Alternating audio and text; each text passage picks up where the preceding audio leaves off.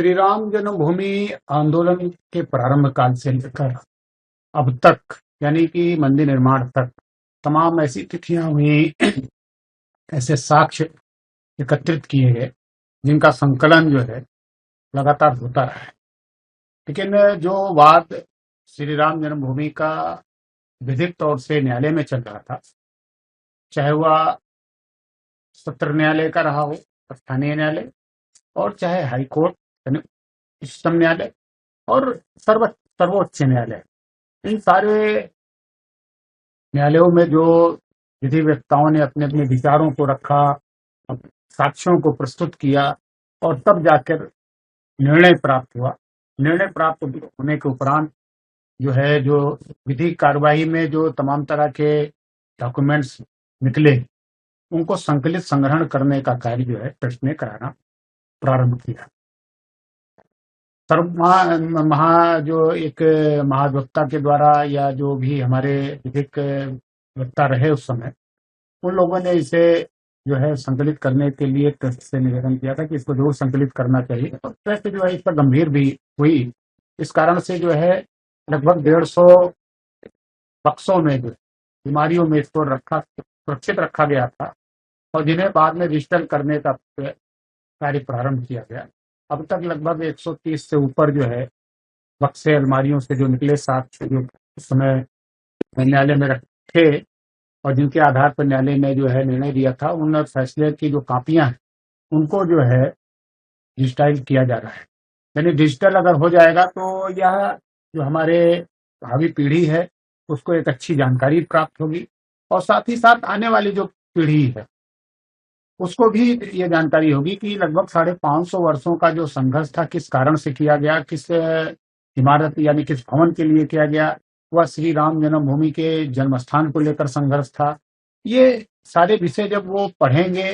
और एक निर्णय की जब कापियां देखेंगे वो, और डिजिटल तौर पर देखेंगे, आजकल तो भाई डिजिटल पूरा देश जो है वो डिजिटल आधारित हो गया है। छोटी छोटी बातें जो है खबरें बन जाती हैं और तमाम तरह के जो है विषय जो है सब पूरा विश्व देखने लगता है, चाहे वो टीवी का माध्यम हो चाहे वह मोबाइल का। तो जब ये कंप्यूटर पर जब वो देखेंगे तो उनको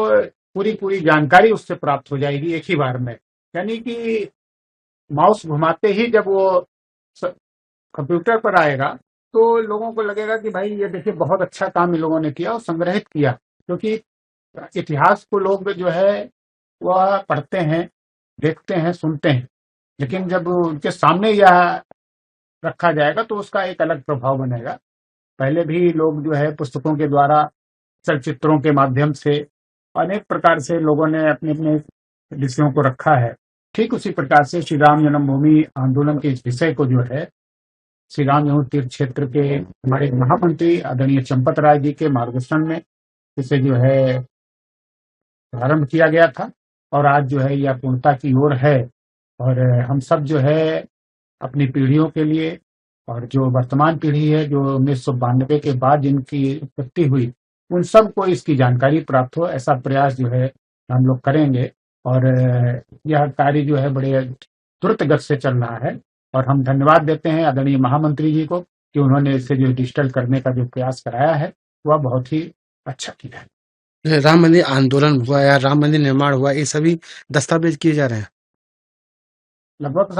475 वर्ष का जो संघर्ष था वो सारे, चाहे वो मानचित्र के माध्यम से हो, चाहे वो जो साक्ष्य प्राप्त हुए हैं उन सारे चित्रों को जो है डिजिटल किया जा रहा है, उनको कंप्यूटर से संग्रहित किया जा रहा है, तो स्कैनिंग करके उसको रखा जा रहा है। और दूसरी बात, ये इतने जो एक लंबे कालखंड का जो एक संघर्ष रहा, वो समाज को मालूम होना चाहिए कि इस प्रकार से स्वतंत्रता आंदोलन के से अधिक जो है इस आंदोलन को जो है समय दिया गया। मुझे लगता है कि 450 वर्ष कोई आंदोलन नहीं चला होगा, लेकिन ये श्री राम जन्मभूमि का आंदोलन जो है लगभग 475 वर्षों का रहा है। तो इस समय जो है जिस प्रकार से संघर्ष हुआ, जिस प्रकार से लोग न्यायालय में गए, चाहे वो सत्र न्यायालय में गए हों, चाहे वो जो है हाई कोर्ट में गए हों स्थानीय, और चाहे जो है सर्वोच्च न्यायालय में, इन सारे न्यायालयों में जो विधिक कार्यवाही हुई है वो जरूर समाज के सामने आनी चाहिए। और उसमें क्या क्या साक्ष्य रखे गए, क्या क्या जो है लोगों ने बहस का मुद्दे बनाए, उन्होंने रखा, अपने विचारों को रखा, वो सब जब डिजिटाइज होगा तो ये एक सुखद संदेश लोगों को प्राप्त